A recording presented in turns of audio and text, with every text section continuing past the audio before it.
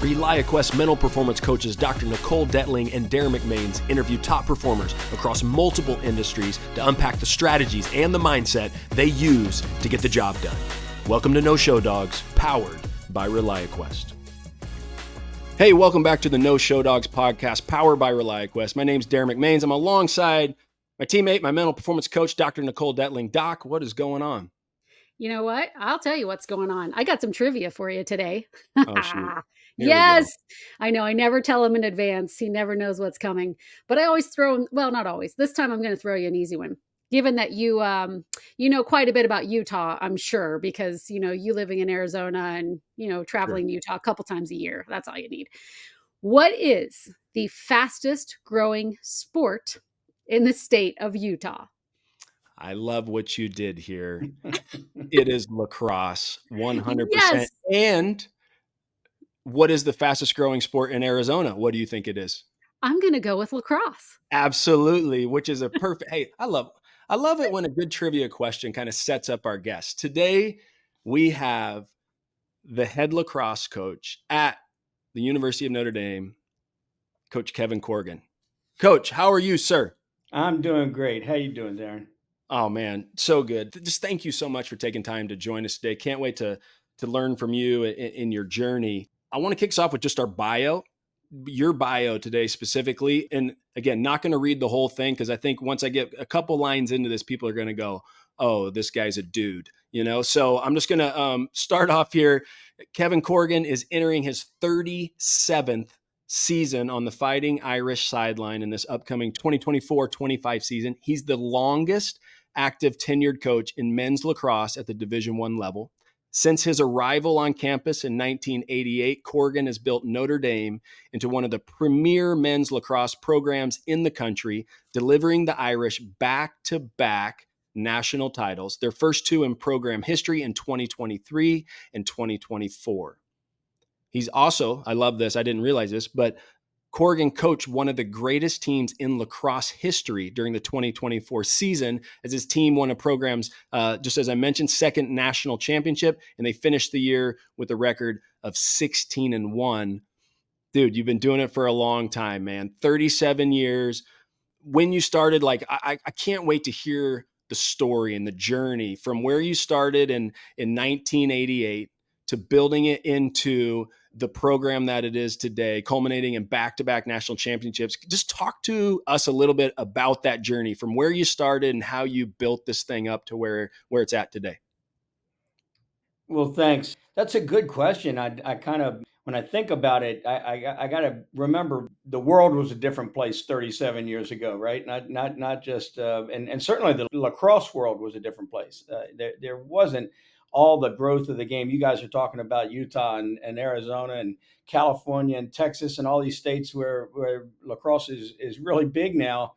And I mean, in some areas it barely existed at all in 37 years ago. So start with that. I mean, to South Bend, I remember the first radio interview I did with a guy named Bob Neg. I don't know if you ever met Bob when he was here. He was a local sportscaster, and he was trying to help me, kind of pump things up a little bit. And so he gets me on. He says, "Well, what do you think of the team this year? What do you think? What kind of season you're going to have?" And I'm like, "Well, Bob, if the horses don't fall through the ice, I think we've got a real chance." And he's like looking at me because he doesn't know if there's horses involved or ice or anything else. So he doesn't know where to go with it from there. I was like, that's a joke, Bob. But that was the state of lacrosse in Indiana in 1988, right? So I was fortunate. I knew I was at a great school with an unbelievable athletic tradition and a great university that would attract people, no matter what they were doing, so it was just for me to get out there and start beating the bushes a little bit and letting people know we were in the game.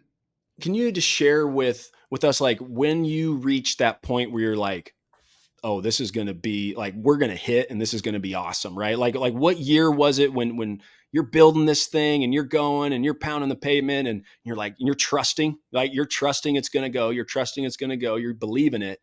And then it happens, right? Like, what year was that? Take us to that moment, because I think about our listeners, there's a lot of entrepreneurs that listen to this and they're thinking they probably have this business that they're running at and they're believing it's going to hit. Like talk to us about that year and when you realized, oh shoot, we've arrived and we ain't going anywhere.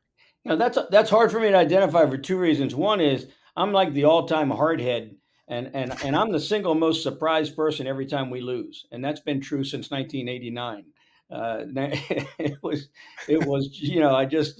I don't look at it as though like anytime we go into a game, I look at like, all right, we've got a chance. It may not be a great chance, but we got a chance, and as long as we got a chance, we're expecting to win.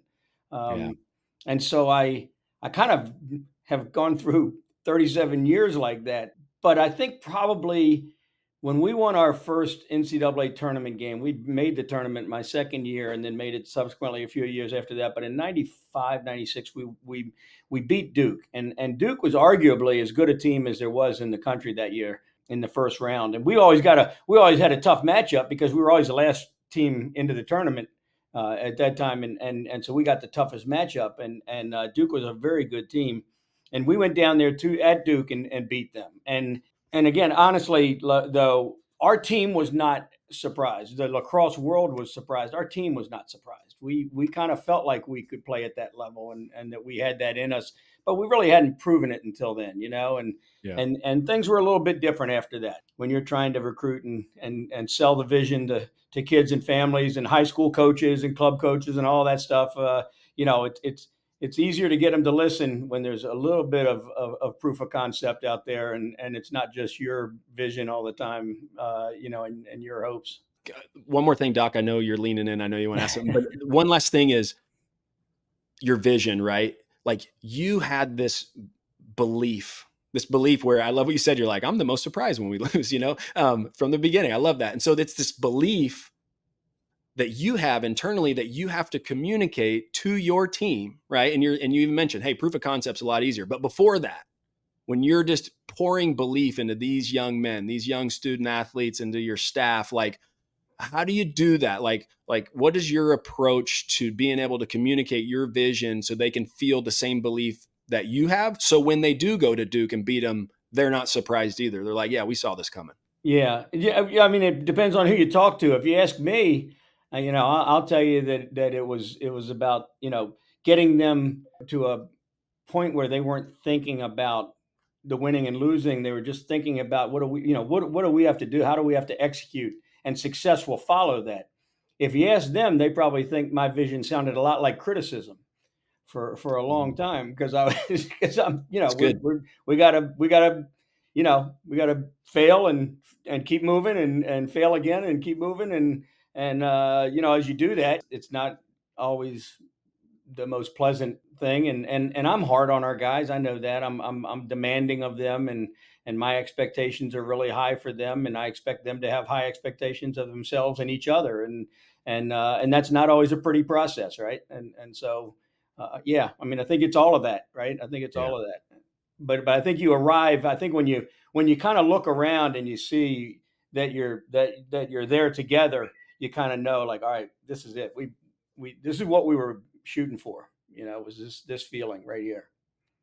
It's That cool. feeling gets so addictive too, doesn't it, coach? Yeah, amen, Yeah. amen. Only makes you want more. Yeah, exactly. And actually on that, you were close to winning the title several times, but then you finally broke through to win the last two, right? 2023 and 2024. Yes. I'm curious what adjustments did you make that helped you finally break through and win those titles? Well, so my brother works with NBA basketball. He works for ESPN. He works with NBA basketball. Does produces NBA games, and for a long time he worked with Jeff Van Gundy and Mark Jackson and those guys, and they were fond of saying that the NBA is a make or miss league, right? Like you make it, you're moving on, you're a champion. If you miss it, you're out. And in some way, I think that I mean we lost a national championship game in overtime. That's as close as you can conceivably be to winning a national championship, Mm. right? It's a make or miss league. They made a play. They made a play. We didn't make a play. They're champions, and we're still talking about winning our first championship. So, that was that. I think that's part of it.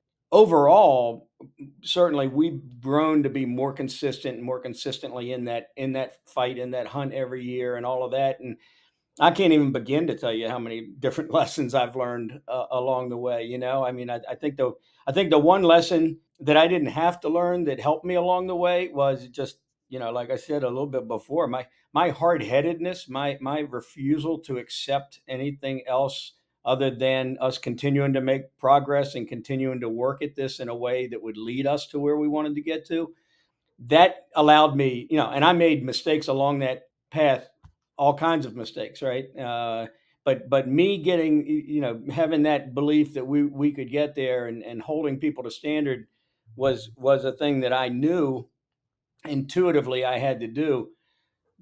Some of the best things I learned along the way, certainly one was just trusting other people within the program, especially kids within the program, and trusting that they shared that vision and they had that same thing, and turn some of it over to them, and to the point where I don't know that I personally can say. I mean, obviously you think this is, self-evident.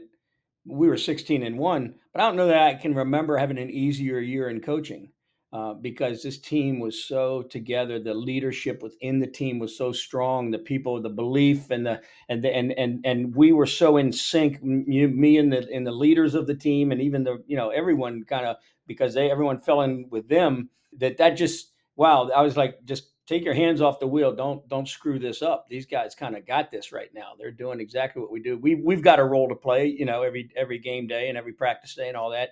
But one of those is not trying to rev everybody's engine every day, or trying to get them focused, or share the vision. They kind of were there, and that made it in so many ways an easy year, because they took that responsibility. And when we started to do less than that, they were the ones making the corrections, and I didn't need to. And maybe a little patience on my part, where I might have stepped in front of them before, but realized it's more powerful when they do it, and that allows them a really super important role.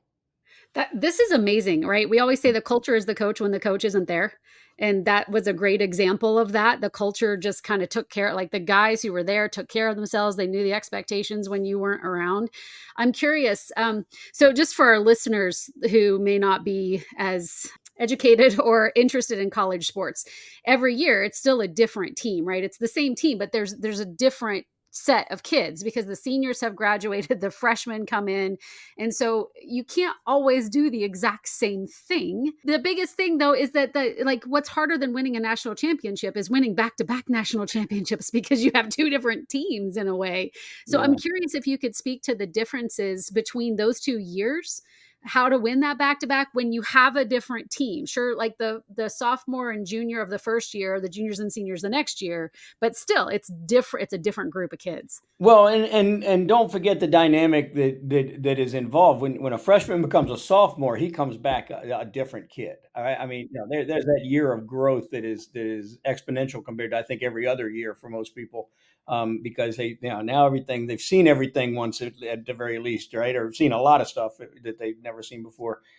So it's the freshman seeing things for the first time. It's a sophomore seeing it now for the second time, and everything's different, right? And the juniors ascending into leadership role, which is a new thing for them, and trying to stay focused on where they are while they're looking out at what's in front of them and what's coming next and everything else in their world. So a lot of dynamics. Just forget about the quarter of the room that left, and a new quarter that steps in, right? So all those dynamics are new. I think one of the things for us in terms of going back to back was the fact that after we won, so you played to the last day of May, basically.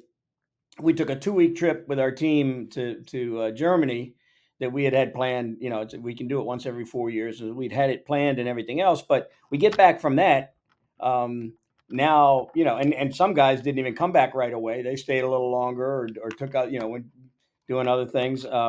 Most guys came back and went right to work, and stuff like that. We started school really early last year too. So almost every one of our guys had less than 2 months to get ready for the new year. And it showed. It showed from day one in the fall. We were not ready. So we backed off our schedule a little bit and went a little slower, said let's let everybody acclimate a little bit and get back in, and because I do believe it's really important to rest and recharge, and everything, emotionally as well as physically and everything else, right? So we did that. So we went on and had our fall. At the end of fall, we had a competition, and Princeton absolutely kicked our asses in a fall scrimmage. I mean, I say that without any false humility at all. They kicked our butts up and down the field. It was embarrassing. And so it was at that moment that we're like, okay, guys, all right, we've been kind of feeling sorry for each other and feeling sorry for ourselves and kind of dragging into this. And I'm sure a little bit of leftover arrogance from, feeling like we climbed that hill and all of that. But now we know what happens when you don't do your work. Now we know what happens when you don't bring the intention to what you're doing every day that you need to have.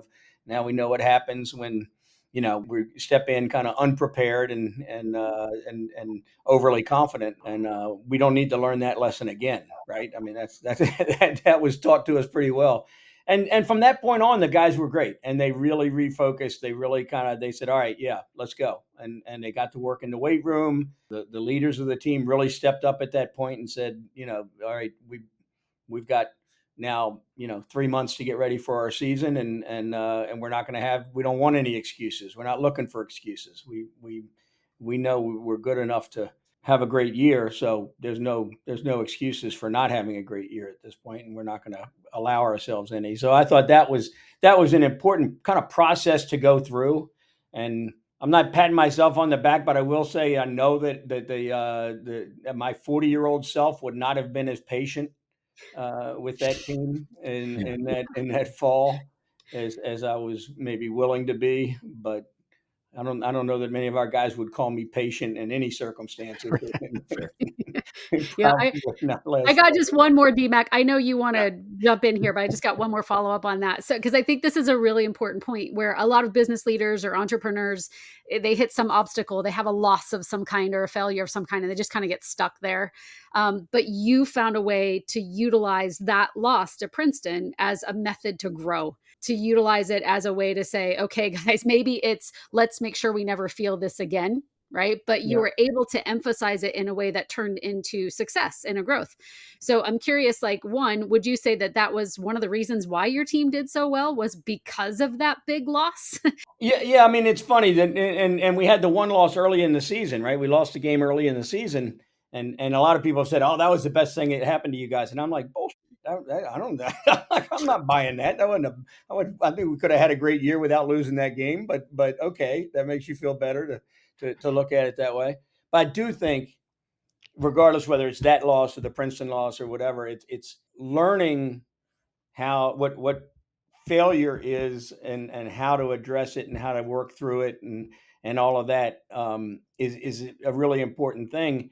I don't think necessarily last year's team learned it last year as much as they'd learned it before that. We had a lot of leaders, we had a big fifth year class because of COVID eligibility. We had a big senior class. So we had a lot of guys who'd been around and been through some failure and learned how to deal with that. And I stole a thing from Jim Collins' book, Good to Great, years ago, Egoless Clarity. And we talk to our guys about egoless clarity all the time. So when we go to watch film, we're like, look, there's going to be a lot of stuff in here we're going to talk about that you didn't do well, that we messed up, whatever. We don't get all tied up in knots about it. We're not assigning blame here, but we are looking at it with egoless clarity. We need to know exactly where we went wrong on this, and you need to accept your part of it. We'll accept our part of it, and let's move past it together. And that's a kind of a lesson in dealing with failures, and hopefully that can be applied not just after a loss, but maybe in the second quarter, so you don't have that loss, right? Yeah. And you say, all right, let's move past the mistakes of the first quarter or the first half, and see if we can get better here. That's so good. Egoless clarity, man. I know you've been using that a long time, and I know it's one thing to talk about it, but it's another thing to like experience it, sit in those meetings, and then have guys, I'm sure when you're recruiting or, you talk about it, guys like, yeah, but then when you point out their mistake, it feels a little different. Like, oh, this is what Casey's, this is what coach is talking about, this egoless clarity. And I gotta absorb this lesson here. No Show Dogs is brought to you by ReliaQuest, a global leader in cybersecurity. ReliaQuest helps enterprise cybersecurity teams increase visibility, reduce complexity, and manage risk through its security operations platform, Grey Matter. Powered by decades of experience and streamlined by AI and automation, ReliaQuest exists to make security possible. Learn more at ReliaQuest.com. Let's talk about your program, Coach, because Doc mentioned it a little bit earlier. I mean, it's not just back-to-back national championships. I mean, you've been to the Final Four 7 times, 6 in the last 11 seasons. National runner-up a couple times, like over 350 wins in your career. Like, program's incredible, man. What you've built. Can you just share with us kind of like the pillars of your program, what's important to you, and then we can just unpack that a little bit to understand it a little more? I guess I'll start with the things that we talk about with our kids. And it's interesting when we have recruits here on campus, we almost never talk about lacrosse, right? We because they're like, that's pretty self-evident that we're playing lacrosse every day, right? We got this stadium and you're watching us practice, or you're seeing this and that, and we're playing lacrosse. But we try to talk about all the other things that we think are important and why they would want to come to Notre Dame, and what the experience is going to be at Notre Dame is going to be different and more relevant to them than just the lacrosse experience, because I think probably the lacrosse side of it in many ways will be more similar to that than what we do as a team off the field, what we do in our time when we're not actually playing the game. So you come in our locker room, there's not a single lacrosse picture. There's nothing else, right? We've got a giant Martin Luther King quote, in embossed letters on the wall. We've got our 3 pillars: character, culture, and community, that are spread across the entire length of our room. We've got a piece of art that was done by one of our former players, who is an artist now, that we think again speaks to, let's not forget, let's not pigeonhole ourselves as lacrosse guys. We're smart, multi-talented young men who need to kind of live up to all of that, not just to being good lacrosse players. We have things in there. We have one of our former players is a Navy SEAL, and we have a flag from a day when one of his comrades was killed in action, and he sent us that to remind us of the responsibilities that we have. So all of those things we have to say, like, when you come into this locker room, we're all lacrosse players. We're gonna walk out of here and go onto the practice field, but let's keep all this other stuff in mind. Let's make all this part of who we are, part of what this experience is, part of what we want the culture to be within our program, right? And and again, by not talking to recruits about lacrosse, what are we talking about? We're talking about them. We're talking about their lives, their aspirations, their interests, and let's find out if that's a match for our team and for our culture and all of that. Because if it is, I don't think they'll find it anywhere better. And if we miss on that, then that'll cause us more heartache than missing on a guy because he's not as good a player as we thought he was. Sure. So I think that's a big part of what it's been here, for us from the beginning, is let's get the right people in the room. Let's make sure that we're concentrating on the right things, treating each other and everybody else that we come across with respect. Just those kinds of simple things. I mean, nothing I'm saying is very earth shattering, right? It's all the simple stuff, but it's the fundamentals of a good life, and it's the fundamentals of a good team. So good, Coach. I think one thing that you highlighted that I definitely want to lean into a little bit in the last few minutes that we have together is that third C, community.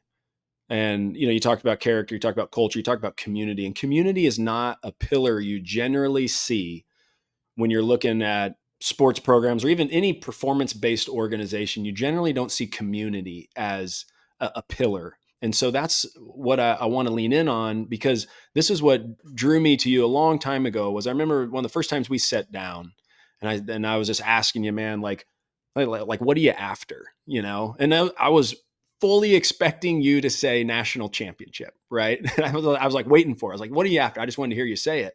And you went right to like making sure you're developing strong young men that don't just see themselves as lacrosse players. And I want to grow the sport of lacrosse. Like that was it. And I was like, holy cow, this guy like gets it. It's about something bigger than you. It's a bigger community than just, what you have right in front of you and what you're doing. And so I've always been impressed by that. And so, but I want you to speak to it. I want you to talk about like, how do you see community as a pillar of your program, and how does community involvement off the field improve your team's performance on the field? The first thing is like everyone is a member of multiple communities all the time, all your lives. All right. So I tell our guy, hey, you're part of this team. That's a community. You're part of the athletic department. That's a community. You're part of the University of Notre Dame. That's a community. You're part of your faith community. You're part of you're part of your hometown community. And all the different things that you did there. And the first thing about community is like, yes, you get the rights and privileges of being part of that community, but you also get the responsibilities and the obligations that you should feel to contribute to, so that you're adding to the community, not taking from it, right? And then you can really enjoy the blessings that come with that community if you're contributing more to it, and bringing out, making the community better for everyone, right? So and that's a contagious thing, right? And I think so. So whether it's the service work that we do, and I'm very proud. Last year we won the national championship, but 2 days after the championship game, I came back into town with our captains, and we went to the Boys and Girls Club, and our team was named the volunteer of the year for the Boys and Girls Club of Northern Indiana, because of the Very work that cool. we've done with them over the last bunch of years. And that's a wonderful, right. That's a wonderful kind of affirmation of what, where that we get to have those two things happen in the same week. I really believe in that, and I think our guys believe in that. I think again, go back to the recruiting. The guys who come here, that's part of what they're attracted to. They want to be part of something bigger than that, and bigger than themselves, and bigger than the lacrosse team even, and so I think that sense of community is something that we can help them understand what it's meant to them up to this point in their lives, understand what their obligations and responsibilities are right now in doing that, but also set them up for the future to really look at things a little differently and say, all right, as I move into my first job and I move to this new community and everything else, what look for that, find that community that you want to be part of, and you're willing to contribute to. I absolutely love this. I think this has so much power within it. It's very empowering. And I love that you provide this in your program and really promote the idea there of community. And you're talking a lot about how the team essentially contributes to a lot and recognizes how they're a part of a bigger community. But I'm curious if you can go the opposite direction for us as well and talk about how what they're doing impacts the community, but how that also comes back into lacrosse at Notre Dame and how that strengthens the team and maybe changes the team some. Yeah, I mean, I guess just as simple as we're all the sum of our experiences and our relationships and all of that, right? And so when those things are proper, when those things are in balance and they're right, you're better at everything that you're doing, right? Mm. You're not just a better person, you're a better lacrosse player, you're a better student, you're more self-aware, and so I think that's what it is. I think learning that, seeing that, and seeing that, and coming to understand that, right, and really appreciating that, I think is a very, again, just a very self-affirming thing for our guys to say, all right, Mm. this is who I am. This is what I bring to the table, and it's not that I'm 6'2", 215, and I run a 4.5. That's part of it. That's one part of me, but that's not the big part of me that's going to carry on for the next 50 years. Gosh, I really love this. As a parent of 2 young men myself, I just wanna say thank you for not just recognizing lacrosse players, but for generating men who can contribute to society and who recognize the influence that their lives can have. I think that's really incredible. Thank you, Doc. I want to go back just a little bit because I know we're getting close to the end, but I definitely can't get off this conversation until, because I have a feeling our listeners are going to want to know a little bit more about losing in overtime in the national championship, right? So it's a sudden death. So for those that don't know, like lacrosse is sudden death. So meaning goal score, it's over. Simple as that, right? And it can happen in 10 seconds or 10 minutes, whatever it might be. But if you don't mind, take us back to, what do you say? Like, what do you say to a team of heartbroken young men that have just laid it all out on the line, right? And the incredible expectations that come as being a student athlete at the University of Notre Dame, the high standards that you hold them to, and you get to the national championship, man, and you get in overtime and you just have your heart ripped out, right? But you being the leader and everybody looking to you, what are you going to say? Like, can you take us into that? Like, what do you say to help those young men and your staff, right, in that moment, right? If you don't mind sharing, we'd love to hear that. No, I mean, yeah, it's not much. It's very simple, but tell them you love them, tell them you're proud of them, tell them, that this is, there was only going to be two outcomes. There's two teams. When, Yeah, that we knew that going in, right? So we got to have the mental toughness to kind of understand all along that's part of the deal. But Derin, we had a tradition here that thankfully we haven't exercised the last 2 years. But when every other time when our season has ended, and thankfully that's been more times than not in the NCAA tournament where that's it, last day. Just now when the clock went to zero, that's our last day as a team. And so we go into the locker room, and while we're there, while it's raw, while it's real, um, I say a couple words, but then I step back and let our seniors all talk. And that's one of those really powerful things, when you're in that room, and these are tough young men who've put a lot into something. They've invested and committed, and to each other and to what they're doing and everything else, and it's over right in that moment. And we hear from them, and you see what it means to them, and they don't talk about wins and losses. They talk about the relationships. They talk about the impact of people and their on their teammates and that kind of thing. that's it. I couldn't be articulate enough to say all that says, that those guys say to each other in those moments. I bet you've learned just as much from them in those conversations over the years. No question. No That's question. amazing.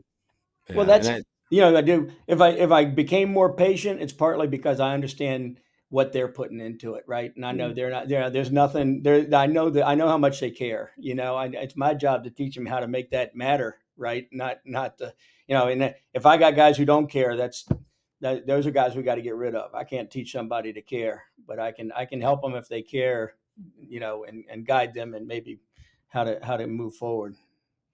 Yeah, that's good. So what do you do when you win national championships, right? So like there's that where it's like heartbreak. You hear the seniors stand up and they're sharing about the importance of this program and the relationship they built, and I can't imagine the emotion in that locker room, right? But like you've won a couple. What do you do now? You gotta jump around a lot, pour water and on each other's heads, and dance Yeah. like bad coaches dance, and all that kind of stuff. I mean, it's just such an outpouring, in that moment, the opposite way, right? It's just the joy and honestly, the most gratifying thing to me and winning the championship was literally just after it's over, just standing on the sideline and watch these guys sprint onto the field and dogpile each other and run around. And the Kavanaugh brothers are one's sitting on the other one's chest, beating him and it's like, I mean, it's just so visceral and so real, and you're just like, there's nothing else that could happen, that would top that. Yeah. It's so It's so beautiful. incredible. It's Yeah. beautiful. I love that visceral. That's such a good word to describe it because certainly what if people aren't sports fans out there, I mean, for an athlete, the absolute greatest, most amazing feeling in the world is winning that national championship. And the absolute worst, horrible, most horrendous feeling in the world is losing the national championship. So it's like everybody thinks, oh, yeah, but you made it, and don't realize how visceral, raw that pain and the intensity can be. And so you're right there on that border, knowing you're going to get one or the other. One of Yeah, those two is going to happen. It's really, I mean, it's palpable. You can feel it both ways when that 100%. won or lost. And it's really transformative in a lot of ways. It really is. And one of the other great things, after the game was over, we come out into the parking lot. Our team, after we showered and everything, there had to be like 3,000 people, and it was all our families and alumni families of alumni and all of them, and they were kind of going through it with us. They were they Mhm. had, I mean, they come from literally guys taking red eyes from the West Coast to be at the game, And so you're like, wow, this means so much to so many people, right? That that they just wanted to share it. They just wanted to be Yeah. part of it, which is awesome. So And it, amazing. and it goes back right to, though, Coach, that the community piece, right? The fact that Mhm. you've been so intentional from the beginning of making community a part of your program.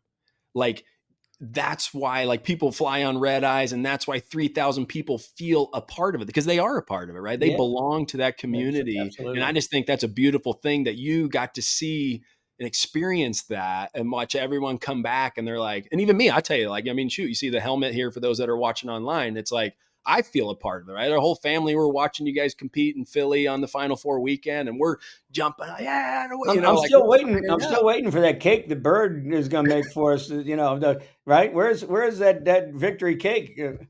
Hey, she'll listen to this, and she's being called to the carpet. So I guarantee you, she's on it. I love it. I love it, man.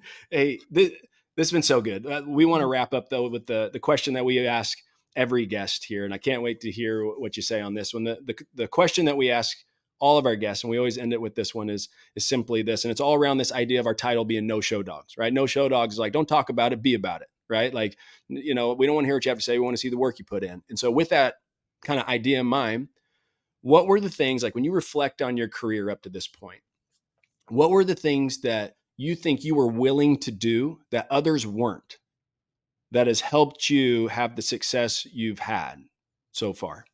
I'll tell you, just the relentlessness of what the kind of what you have to do to continue to make something thrive and get better, and that you have to keep growing, and you have to be willing to continue to grow and learn, so I think that's probably as much as anything. I still go.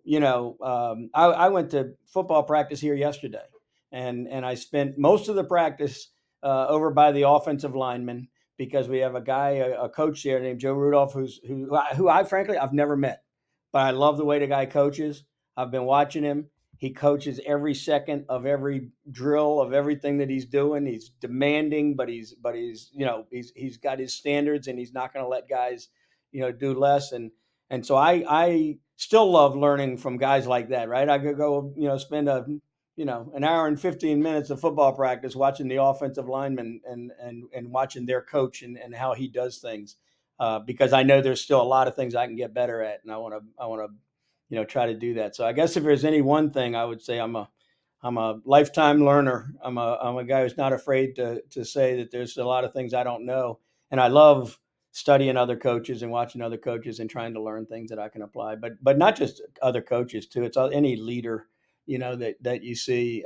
You see a good principal at your kid's school, or something, and you watch that guy, and you say, what is it about that guy? What is he doing that's different, that seems to be different than the other schools, and makes kids have a better experience because of it. So I guess that, if that answers your question. It does.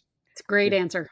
Yeah, and it doesn't surprise me that you're still doing that. I remember going back to the first basketball practice I attended at Notre Dame. I look up in the stands, and there you are, sitting there all by yourself, watching the basketball team, watching how Coach Bray at the time was running through the practice. And I remember going up there and sitting with you, and you're just like, I'm just trying to learn. And I thought, wow, this guy, he gets it, man. I was just so fired up. And so to hear, coming off back-to-back national championships, now you're out at football practice for an hour and 15 minutes watching a coach who you don't even know, but you appreciate the way they coach. You appreciate the standards that they hold their student athletes to, like, just so you can learn and get better. Like, it's it, man. So just thank you for sharing that story and kind of what has helped fueled you throughout your journey, man. That's awesome.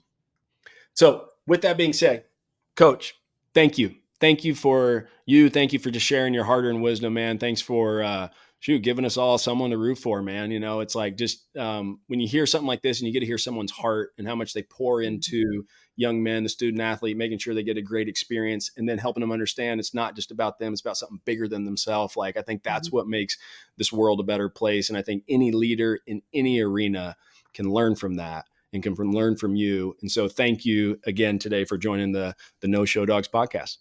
You got it, Derin. Doc, thank you guys very much. I really appreciate the chance to be with you. Absolutely. Make it a great today, Coach.